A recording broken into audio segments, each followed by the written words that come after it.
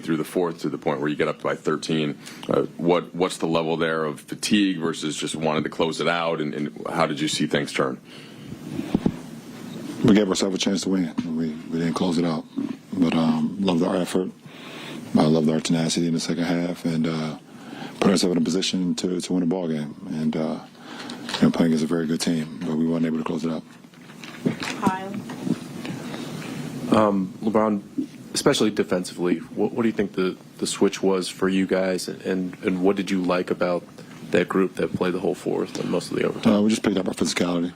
And we was just very in tune with the game plan. So we had to take some tough shots. I mean, this is a tough shot-making ball club. I mean, from Tatum to Brown, Marcus Smart always makes timely shots. Grant Williams makes some tough shots as well. But you want to just try to make them take tough shots, and you tip your hat off to them when they make them. But you just try to be physical with them, and like I said, make them take tough shots. LeBron, I know it's hard to go big picture in the emotion of something like this, but how do these almosts, like the almost in Philadelphia, the almost tonight, what does that say big picture about this team? Does it say that you guys are moving in the right direction? That we lost. You're talking to the wrong guy, talking about an almost win. Does it change your long-term view of this team? No, we lost. Dave. Well, some of us saw 80 in there just looking apoplectic, like head down, 1,000-yard stare, and he took responsibility for how Philly ended, and I imagine he's probably feeling some of the same way after those free throws with 28 seconds left. How do you lift him up as a group and recognize that that's one part of many things that went into tonight's game? It just means he loves the game. I mean, if it was the other way around and he was in there smiling, then you'd be questioning what type of teammates you got. You would. If you go up and miss 2 free throws in a big game like that, and then you come to the locker room and the guys laughing and joking, you'd be questioning what type of teammate you got. So I know who I'm rocking with every single night. So I'm absolutely okay with the way he's feeling. And he had a couple of days. Hopefully he'll leave it here today. If not, take the car ride home, but try not to take it in the house.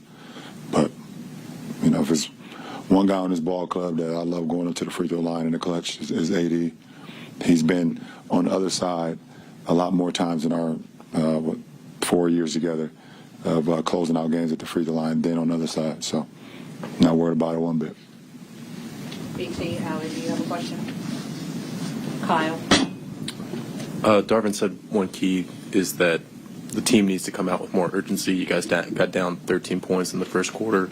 What has to happen to keep games closer earlier, and you don't have to expend as much energy? Every game is different.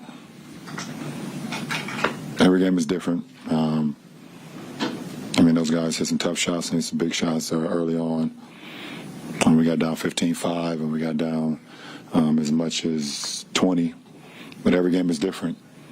Told you guys this morning the hardest game to play after a long-ass road trip is that first home game. So it probably took us, unfortunately, a quarter to get our legs up underneath us. They played last night, so they're going to be in more of a rhythm. So I don't look too far into it as well. I've been doing this for 20 years. I know. I told you this morning it's the hardest game to play after a 12-day road trip is that first home game, and it showed that in the first half. Last two, I'm going to take Jovan and then BT. LeBron, along those lines, as someone who has played, thousands of crunch time games, are there any observations you're having from some of these close losses of just trends with kind of acknowledging each game is different, but are there certain kind of things that you see going wrong, or is it kind of a case-by-case basis? No, case by case. That team over there is playing in more crunch minutes than we have as a unit. So they know exactly what they want to do down the stretch. They know exactly how they're going to execute. They don't waver. That's exactly what it is. We're learning. Every game is a game-to-game basis for us. We're learning how we want to play. Like you said, we had a lineup that finished the game tonight that I don't know has finished the game this season. So it's definitely case by case. LeBron, Darvin took some of the blame for this, especially fourth quarter, playing with you guys all the minutes. What does that tell you about him? And is it fair for him to take all the blame or some of the blame for a loss like tonight? No, we win together, we lose together. Stay even keel. You know, we all need to get better.